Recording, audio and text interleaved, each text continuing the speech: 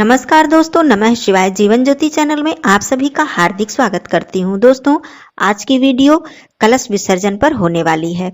जैसे कि कलश स्थापना हमारे लिए बहुत ही महत्वपूर्ण होता है, हम माता रानी का स्वागत करते हैं, कलश की स्थापना करते हैं, उसी प्रकार कलश विसर्जन का भी कार्य हमारे लिए बहुत महत्वपूर्ण होता है। इससे हमारे घर में सुख समृद्धि आती है यदि हम नियम पूर्वक कलश का विसर्जन करते हैं। आज की वीडियो में आप लोग कलश विसर्जन के विषय में कुछ महत्वपूर्ण बातें जानेंगे। ऐसी 12 बातें जिसमें कि आपको यह भी पता चलेगा कि कौन कौन सी ऐसी गलतियां हैं जो कि आपको कलश विसर्जन में बिल्कुल नहीं करनी है और कौन कौन सी महत्वपूर्ण बातें हैं जिसे कि आपको ध्यान में अवश्य रखना है। तो इन 12 बातों को यदि आप जान लेते हैं, समझ लेते हैं, तो आप कलश विसर्जन की पूरी विधि को समझ जाएंगे और आपसे किसी भी प्रकार की कोई गलती नहीं होने पाएगी। तो आइए जानते हैं एक एक करके इन सभी बातों को। वीडियो में अंत तक बने रहिएगा, सभी बातों को सुनिएगा। चैनल पे पहली बार है तो चैनल को सब्सक्राइब कर लीजिएगा। वीडियो आपको पसंद आता है तो इसे एक लाइक जरूर कीजिएगा।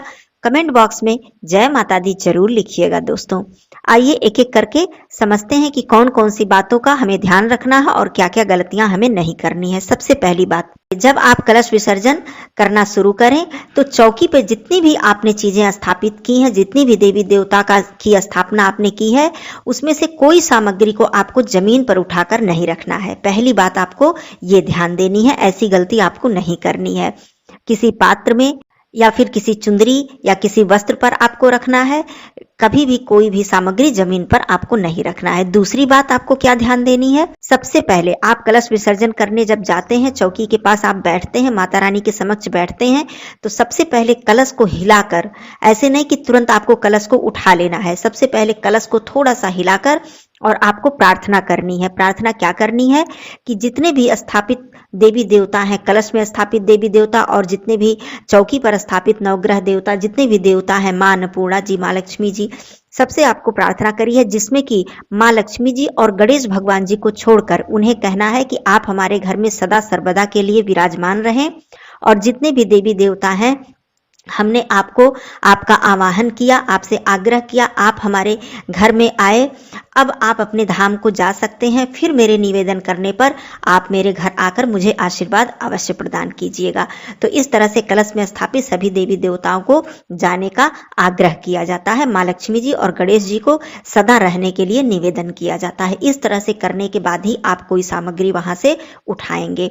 तीसरी बात आपको क्या ध्यान देनी है कि सबसे पहले आपको नारियल उठाना होता है, लेकिन नारियल को उठाकर कभी भी आपको जमीन पर या कहीं नहीं रखना होता है, जैसे किसी पात्र या किसी वस्त्र पर भी नहीं रखना होता है। उसे कहाँ रखना होता है, जो भी आपके घर में महिला सदस्य हैं उनके आंचल में। यदि आप ही कलश विसर्जन कर रही हैं सब कुछ, तो आप सबसे पहले आप उसे अपने आंचल में रख लेंगी। तो इससे क्या होगा कि आपके घर में सुख समृद्धि का वास होगा, सुख समृद्धि में वृद्धि होगी। तो आप नारियल को ऐसे ही करेंगी। उसके बाद आगे बताती हूँ। चौथी बात क्या है, आपको ध्यान रखनी है, आपको ऐसी गलती नहीं करनी है कि कलश के जो जल है, कलश में जो जल होता है 9 दिनों तक उसमें रहता है, उसमें देवी देवताओं का वास होता है और वो जल बहुत ही महत्वपूर्ण होता है। तो उस जल का छिड़काव आपको पूरे घर में करना है, रसोई घर से शुरू करके आपको पूरे घर में करना है। लेकिन आपको टॉयलेट और बाथरूम में उस जल का छिड़काव नहीं करना है, या फिर नाली इत्यादि जहाँ पे है वहां पे उस जल का छिड़काव आपको नहीं करना है। जो बच रहा है जल, उसे गमले में या पौधे में आपको डाल देना है। पांचवी बात आपको क्या ध्यान देना है, कलश में जो आपने कलावा बांधा है, कलावा हम लोग कलश में लपेटते हैं क्योंकि खाली कलश हम लोग नहीं रखते हैं कभी भी किसी भी पूजा में। तो उस कलावा को आप अपने घर के परिवार के, या तो आप स्वयं बांध लें, या अपने पति हैं, बच्चे हैं, घर में और सदस्य हैं, महिला सदस्य हैं तो बाएं हाथ में, पुरुष हैं तो दाहिने हाथ में उस कलावा को बांध ले। वो बहुत ही शुभ और बहुत ही श्रेष्ठ होता है, रक्षा सूत्र जिसे कहा जाता है। इसको बांधना आपके लिए बहुत ही उत्तम और श्रेष्ठ होगा। छठवीं बात आपको क्या ध्यान देनी है कि कलश में जितनी भी सामग्री हम डालते हैं, जैसे कि सिक्का, लौंग, इलायची, दूर्वा, हल्दी की गांठ, सुपारी इत्यादि, उसमें से आपको सारी चीजें तो विसर्जन करनी है, लेकिन उसमें से जो सिक्का है आप उसे ले लें और लाल कपड़े में लपेटकर आप अपने पर्स में या तिजोरी में उसे रख दें। ये सौभाग्य का सूचक है।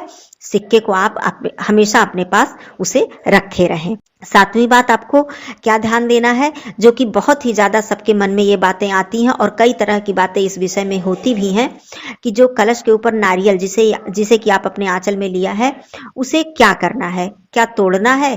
कभी भी भूल कर उस नारियल को आपको नहीं तोड़ना है। इस बात का आपको ध्यान देना है। उस नारियल को आपको तोड़ना नहीं है, प्रसाद के रूप में ग्रहण नहीं करना है। दो कार्य आप कर सकते हैं, या तो उस नारियल को आप लाल कपड़े में लपेट कर, तो हम लोग स्थापित करते ही हैं, मौली लपेट कर स्थापित करते हैं, उसी रूप में आप पूजा मंदिर में अपने रख दें, प्रतिदिन पूजा करें या फिर विसर्जन कर दें। दोनों ही कार्य आप कर सकते हैं। यदि आप पूजा करते हैं अपने मंदिर में रखकर तो ये बहुत ही शुभ होता है। ये कार्य आपको कर लेना है। आठवीं चीज क्या है?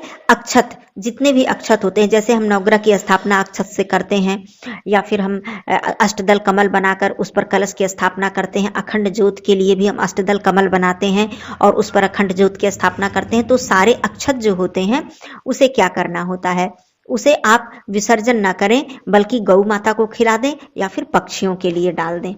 नौवीं चीज आपको क्या ध्यान देनी है कि फूल, पत्ती, हवन की राख, ज्वारे इत्यादि जितनी भी चीजें हैं। ज्वारे के विषय में मैं बता दूं कि ज्वारे का जो आपने जो फसल उगी होती है ज्वारे की, उसमें से आप तोड़कर आप अपने तिजोरी में या पूजा मंदिर में भी रख सकते हैं। और बाकी जो ज्वारे की मिट्टी इत्यादि है, उसे किसी जैसे पीपल का वृक्ष हो जो जहां पे स्वच्छ स्थान हो, उस मिट्टी को वहां डाल सकते हैं, या फिर ज्वारे और मिट्टी सहित आप विसर्जन भी कर सकते हैं। तो इसमें से जितनी सामग्री हो गई, फूल हैं, पत्तियां हैं, हवन की राख है, ज्वारे की मिट्टी इत्यादि है, ज्वारे हैं, इनका आप विसर्जन कर सकते हैं।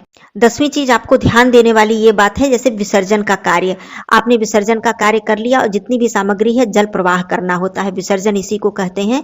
तो कभी भी किसी अन्य को, जैसे मान लीजिए कोई अपना विसर्जन करने के लिए लेके जा रहे हैं, कोई आपके अड़ोस पड़ोस के हैं, आपके जानने वाले हैं, तो किसी अन्य को अपनी चौकी का विसर्जन करने की जो सामग्री है वो कभी नहीं देना चाहिए कि ले जाइए आप मेरा भी विसर्जन कर दीजिएगा। हमेशा आप स्वयं जाइए, आपके परिवार के जो सदस्य हैं वो स्वयं जाएं और जाकर बहुत ही श्रद्धा से, बहुत ही प्रेम से विसर्जन करके आएं। कभी किसी अन्य को विसर्जन करने के लिए वो सारी सामग्री न दें। इस बात का भी आपको ध्यान देना है।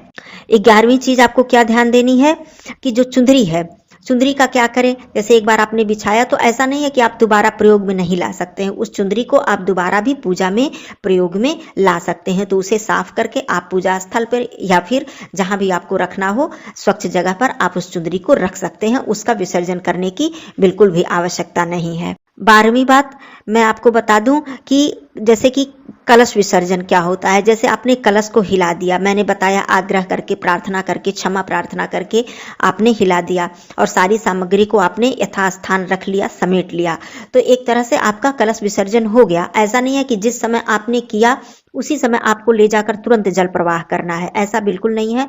आप शुभ समय में नवमी तिथि की संध्या को या फिर 10वीं की प्रातः काल, अक्सर नवमी तिथि की संध्या को ही शुभ समय में हम लोग कलश का विसर्जन कर लेते हैं, कलश को हिला देते हैं। जितनी भी मैंने कार्य बताए हैं, जितनी भी विधि बताई है, वो सब करने के बाद आप उसको जल प्रवाह बाद में भी कर सकते हैं, ऐसी कोई बात नहीं है, बाद में भी कर सकते हैं। तो कलश विसर्जन का यही मुख्य विधि होती है कि ये सारे कार्य आपने कर लिया, क्षमा प्रार्थना आपने कर ली कि जो भी मुझे ज्ञान था, मेरे पास जो भी बुद्धि थी, मैंने किया, आपकी सेवा की, आप इस सेवा को स्वीकार कीजिए। मेरे पास जितनी भी सामर्थ्य शक्ति है, मैं बहुत ही बुद्धिहीन हूँ, ज्ञानहीन हूँ, मंत्रहीन हूँ, क्रियाहीन हूँ, इस तरह से करके, या फिर आप संस्कृत में बोल सकते हैं, आवाहनम न जानामि विसर्जनम पूजाम सेव न जानामि क्षम्यताम परमेश्वरी, मंत्रहीनम क्रियाहीनम भक्तिहीनम सुरेश्वरी यत् पूजितम मया देव परिपूर्णम तदस्तु में। इस तरह से आप संस्कृत श्लोक भी बोल के या फिर आप हिंदी में साधारण अपनी भाषा में क्षमा मांगकर सारे कार्य कर लें और जल प्रवाह का जो कार्य है ये बाद में आप कर सकते हैं। तो ये सारी 12 बातें थी जिसमें कि आपको गलतियों का भी पता चला कि क्या क्या आपको सावधानियां रखनी है, गलतियां नहीं करनी है, और क्या क्या विधि है वो भी आपने जाना। फिर भी कोई बात रह जाती है, कोई प्रश्न रह जाता है तो आप पूछ सकते हैं। फिर मिलती हूँ अगले वीडियो में, तब तक के लिए धन्यवाद। नमः शिवाय, हर हर महादेव।